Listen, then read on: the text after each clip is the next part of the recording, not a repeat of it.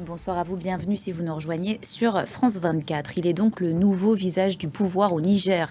Le général Tchiani, jusqu'ici chef de la garde présidentielle, il s'est exprimé à la télévision nationale en tant que président du Conseil national pour la sauvegarde de la patrie. Dans le pays, la constitution est suspendue et les institutions dissoutes. Retour sur ces dernières heures avec Julien Gall. Et on va prendre le pouls de la situation à Niamey avec Youssouf Seriba. Bonsoir à vous, vous êtes journaliste pour les Échos du Niger. Comment les Nigériens réagissent-ils à ce coup d'État?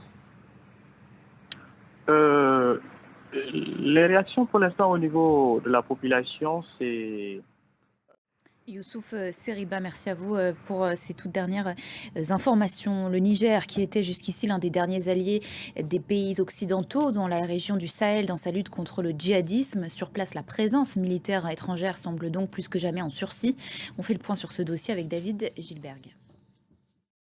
Le putsch au Niger qui a évidemment été abordé lors de la deuxième édition du sommet Russie-Afrique qui s'est ouvert jeudi à Saint-Pétersbourg. Vladimir Poutine s'y est affiché entouré d'une quinzaine de chefs d'État africains. Et malgré les promesses de Vladimir Poutine lors de ce sommet, le président de l'Union africaine a lui jugé que les propositions du président russe pour fournir l'Afrique en céréales ne sont pas suffisantes. Tout autre chose, à présent au Sénégal, l'opposant Ousmane Sonko a été arrêté. Le candidat à l'élection présidentielle de 2024 avait été condamné le 1er juin dernier.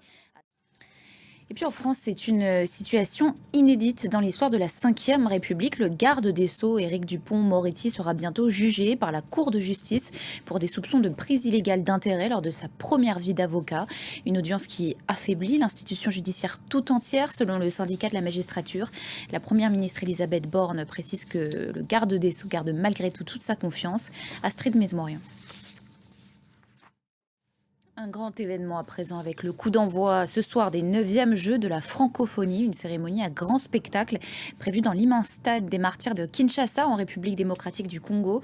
80 000 spectateurs sont attendus pour voir défiler près de 3 000 sportifs et artistes venus d'une trentaine de pays. On retrouve sur place notre correspondante Aurélie Bazara Kibongula.